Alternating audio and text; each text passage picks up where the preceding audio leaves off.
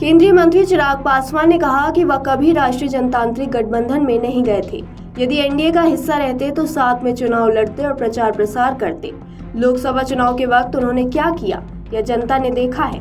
दरअसल पूर्व केंद्रीय मंत्री पशुपति कुमार पारस ने जब से अपने सोशल मीडिया अकाउंट में मोदी का परिवार टैग हटाया है, तब से सियासत गर्मा गई है। अब उनके भतीजे और केंद्रीय मंत्री चिराग पासवान ने उन पर जमकर हमला बोला है। चिराग ने फिर से कहा कि वह कभी राष्ट्रीय जनतांत्रिक गठबंधन में नहीं थे।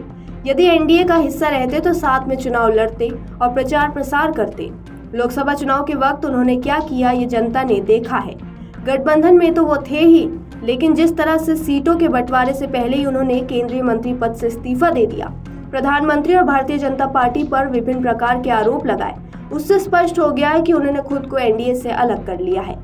लोक जनशक्ति पार्टी रामविलास के प्रमुख चिराग पासवान ने बताया कि हम लोगों को आश्चर्य हो रहा था कि पहले तो पार्टी और सीटों की औपचारिक तौर पर घोषणा तो होने देते, उससे पहले ही इस्तीफा देते हुए खुद को गठबंधन से अलग कर लिया।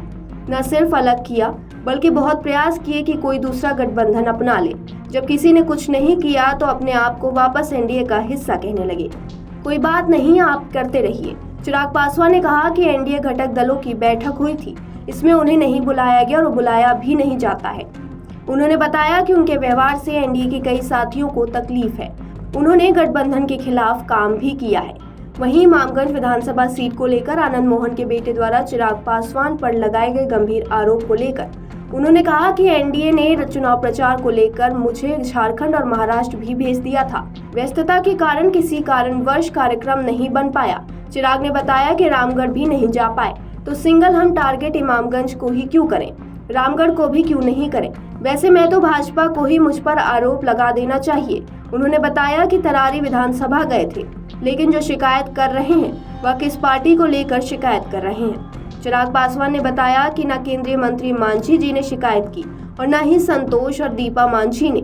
जिस पार्टी के लोग शिकायत कर रहे हैं वो तो जेडीयू के हैं। जेडीयू की बेलागंज उम्मीदवार के प्रचार प्रसार में तो हम गए ही थे और बेलागंज सीट को हम लोग जीते भी हैं। चिराग ने कहा कि हाल के दिनों में मेरे और मेरे मुख्यमंत्री के रिश्ते अच्छे बने और हम लोगों ने एक दूसरे की मदद की।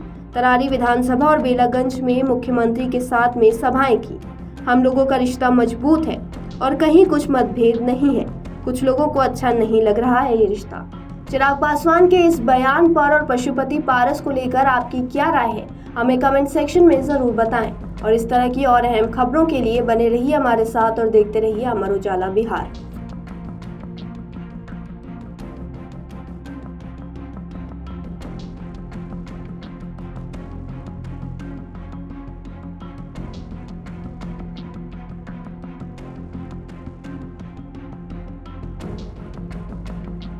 अगर आप ये वीडियो YouTube पर देख रहे हैं तो हमारे चैनल को सब्सक्राइब करें और बेल आइकन को दबाना ना भूलें। अगर आप Facebook पर ये वीडियो देख रहे हैं तो हमारे पेज को लाइक करें।